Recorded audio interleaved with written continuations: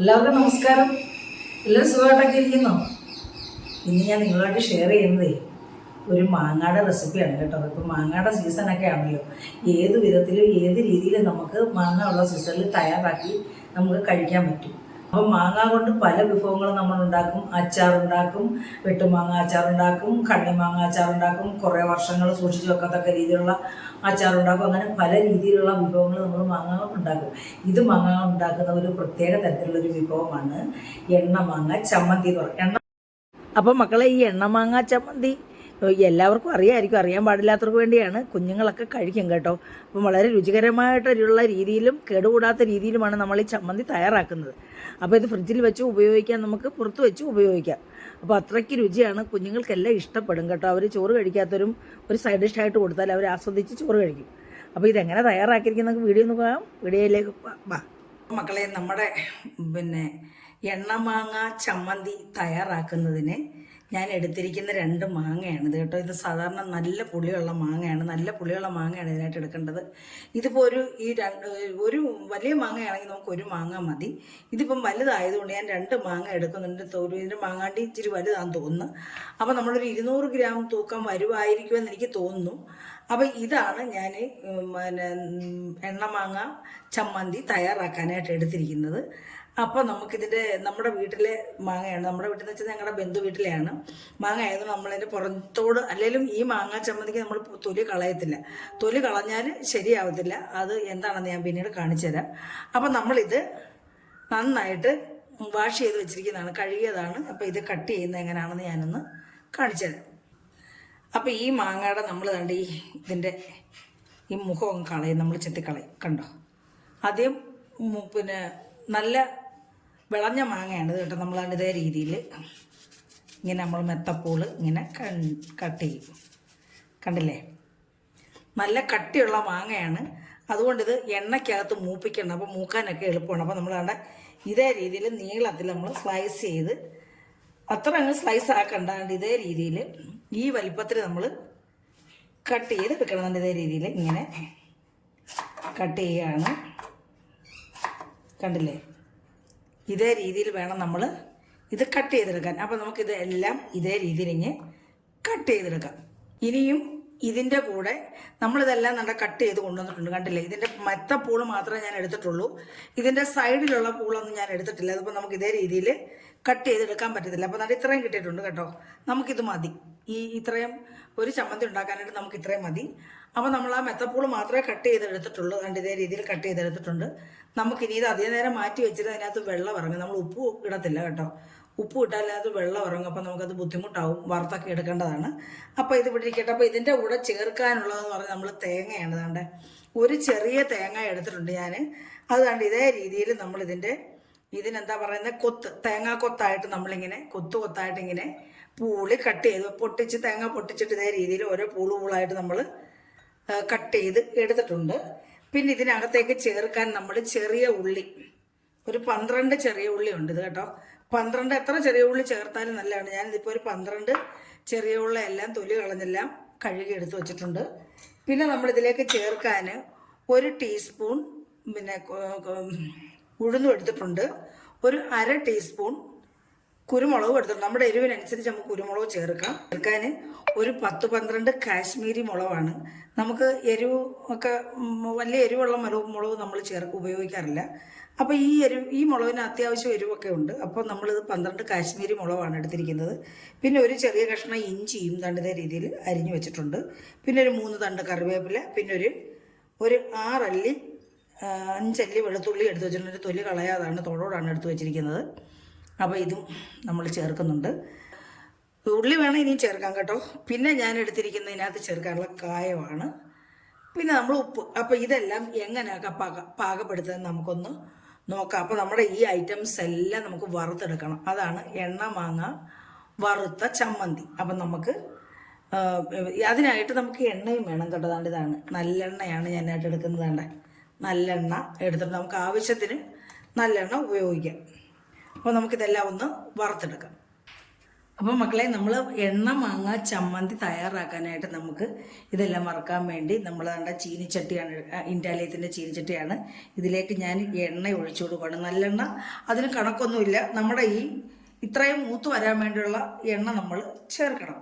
അതിനകത്ത് നമ്മൾ ലുപ്തമൊന്നും വിചാരിക്കേണ്ട. ഇതിപ്പോൾ എനിക്ക് തോന്നുന്നൊരു 50 ഗ്രാമോളം വെളിച്ചെണ്ണയുണ്ട് കേട്ടോ. 50 അല്ല, ഇത് 200 ml-ൻ്റെയാണ്. അപ്പോൾ ഇതൊരു 100 ഗ്രാം ഉണ്ട്. 100 ഗ്രാമോളം ഞാൻ നല്ലെണ്ണ എടുത്തിട്ടുണ്ട്. കണ്ടില്ലേ, നല്ലെണ്ണയാണ്, കണ്ടല്ലോ, ഉദയം നല്ലെണ്ണ. അപ്പോൾ ഇത് നമ്മളിതിലേക്ക് ഇനിയും ആദ്യം നമ്മൾ ചെയ്യേണ്ടതെന്ന് പറഞ്ഞാൽ, നമ്മൾ തേങ്ങ ആദ്യം നമുക്കിത് വറുത്തെടുക്കാം. മാങ്ങ ആദ്യം വറുത്താൽ അതിൻ്റെ വെള്ളം ഊറി വന്ന് നമ്മുടെ മറ്റുള്ളതൊന്നും വറക്കാൻ ചിലപ്പം ബുദ്ധിമുട്ടായിരിക്കും. അതുകൊണ്ട് നമുക്ക് ആദ്യം ഈ തേങ്ങ അങ്ങ് വറുത്തെടുക്കാം. ഇതിനകത്തോട്ട് ഇടുവാണ് ഞാൻ തേങ്ങ. അപ്പോൾ നമുക്ക് ഈ എണ്ണയ്ക്കകത്തിട്ട് ഈ തേങ്ങ ഇങ്ങ് വറുത്തെടുക്കാം.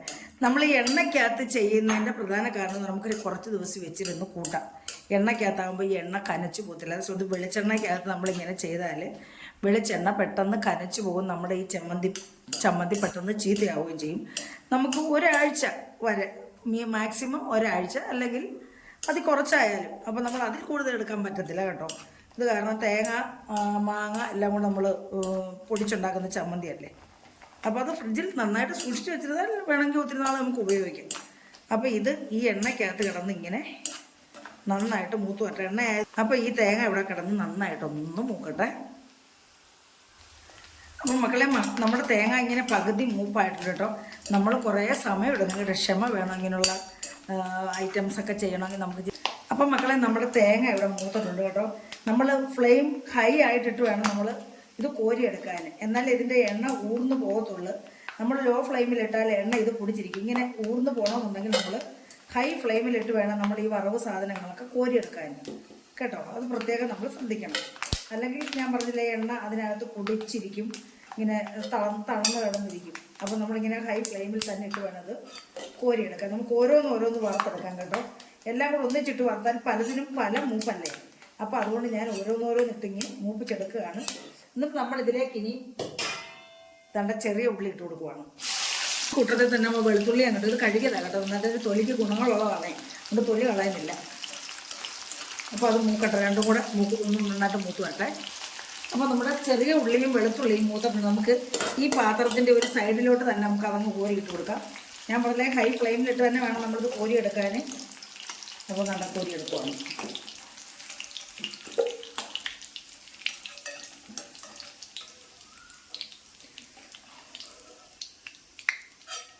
നമ്മുടെ വറ്റൽ മുളക് ഇട്ട് കൊടുക്കാം. ഇത് പ്രത്യേകം മൂപ്പിച്ചെടുത്തില്ല, ഇതങ്ങ് തണുത്ത് പോകും. അതുകൊണ്ട് നമ്മൾ പ്രത്യേകം മൂപ്പിച്ചത് പ്രത്യേകം പാത്രത്തിൽ മാറ്റി വെക്കണം. അല്ല, ഇത് നമുക്ക് പൊടിക്കാൻ പറ്റത്തില്ല. അതിൻ്റെ ആ ക്രിസ്പിനെസ് അങ്ങ് നഷ്ടപ്പെടും. ആ കറുമുറ അങ്ങ് നഷ്ടപ്പെടും. അതുകൊണ്ട് നമുക്കിത് പ്രത്യേകം പിന്നെ മൂപ്പിച്ചെടുക്കാം. അപ്പം നമ്മുടെ മുളക് മൂത്തിട്ടുണ്ട്. നമ്മൾക്ക് ഇനി കോരിയെടുക്കാം. കാരണം നമ്മളിതിനെ ഞെടുപ്പെടുക്കും ഇനിയും കേട്ടോ. ആദ്യം നമ്മൾ ഞെടുപ്പെടുത്താൽ ഇതിൻ്റെ അരിയെല്ലാം നമ്മുടെ എണ്ണയ്ക്കകത്തങ്ങ് വീഴും. നമുക്കിതിനകത്ത് വേണമെങ്കിൽ എരിവുള്ള മുളക് വേണമെങ്കിൽ ചേർക്കാം കേട്ടോ. അപ്പം നമുക്കിനി ഇതിലേക്ക് ഇട്ട് കൊടുത്ത് മൂപ്പിക്കേണ്ടത് നമ്മുടെ ഈ ഇഞ്ചിയാണ്. ഇഞ്ചി കറിവേപ്പിലയും കൂടി ഇതിൻ്റെ കൂടെ മൂപ്പിച്ചിടുവാണേ. 2-3 തണ്ട് കറിവേപ്പില മൂക്കട്ടെ, നന്നായിട്ട് മൂത്ത് വരട്ടെ. അപ്പം നമ്മുടെ ഇഞ്ചിയും കറിവേപ്പിലയും മൂത്തിട്ടുണ്ട്. അത് നമുക്ക് മുളകിൻ്റെ സൈഡിലോട്ട് തന്നെ ഇട്ട് കൊടുക്കാം. ഇതാ,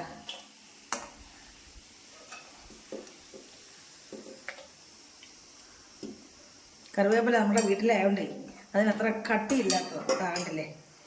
ഇനി നമുക്ക് വേണ്ടുന്നത്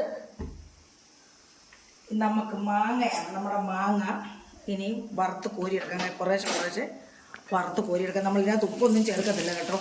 ഉപ്പ് ചേർത്തതിനകത്ത് വെള്ളം വരും. പിന്നെ അത് മൂത്തെടുക്കാൻ പാടായിരിക്കും. ഞാൻ കുറേശ്ശെ ഇട്ട് എണ്ണയ്ക്കകത്തിട്ട് മൂപ്പിച്ചെടുക്കുകയാണ്. കുറേശ്ശെ ഇട്ട് മൂപ്പിക്കാം കേട്ടോ. അപ്പം നമ്മുടെ മാങ്ങ മൂത്തിട്ടുണ്ട്, കണ്ടില്ലേ. നമുക്കിതിങ്ങനെ കോരിയെടുക്കാം. കണ്ടില്ലേ, നല്ല ക്രിസ്പി ആയിട്ട് മൂത്തിട്ടുണ്ട്, കണ്ടോ.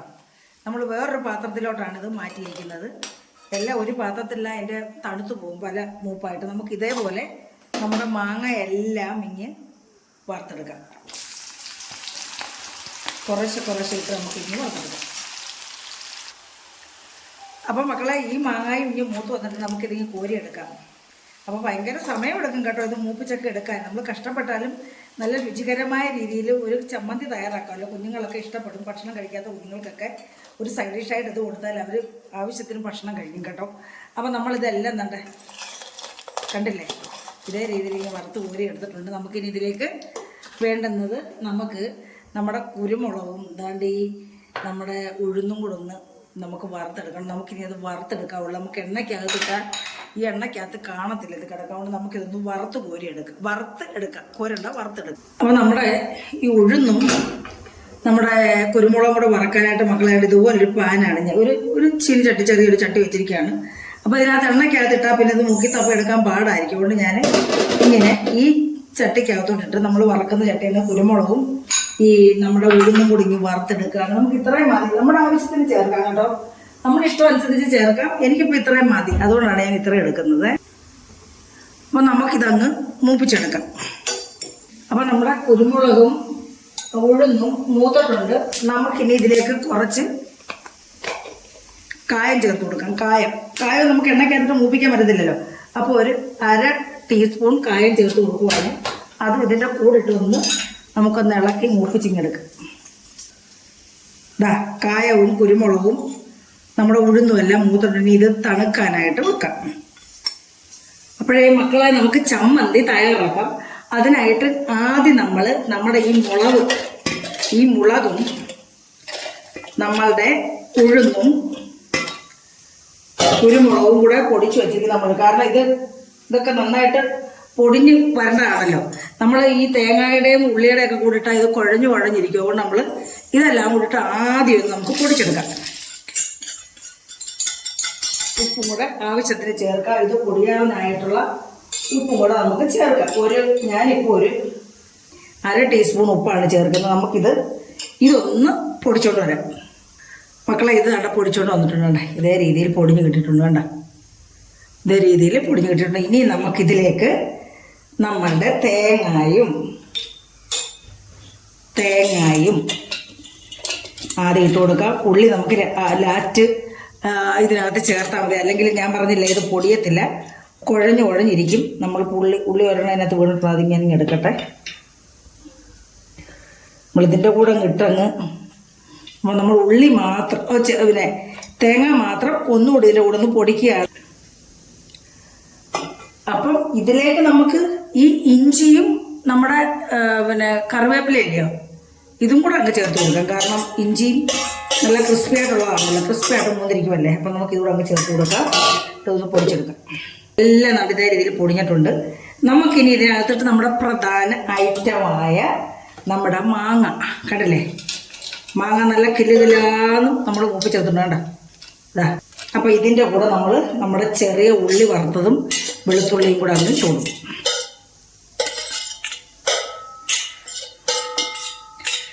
അപ്പോൾ ഇതെല്ലാം ഇട്ട് കൊടുത്തിട്ടുണ്ട്. അപ്പം നമുക്കിനി ഇത് ഒന്നിച്ചൊന്ന് പൊടിച്ചെടുക്കാം.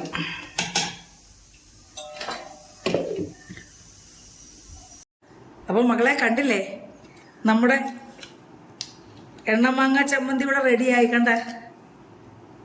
കണ്ടില്ലേ എന്തോ ടേസ്റ്റാ. കണ്ടില്ലേ സൂപ്പറായിട്ടുണ്ട്. നല്ല മണവും നല്ല ടേസ്റ്റും. അപ്പോൾ മക്കളെ ഈ മാങ്ങയൊക്കെ ഉള്ള സന്ദർഭങ്ങളിലേ ഒരു തവണയെങ്കിലും നിങ്ങളിതൊന്ന് ചെയ്ത് നോക്കണേ. വളരെ അപാര ടേസ്റ്റാണ് കേട്ടോ. എന്താ രുചിയാണെന്നറിയാവോ.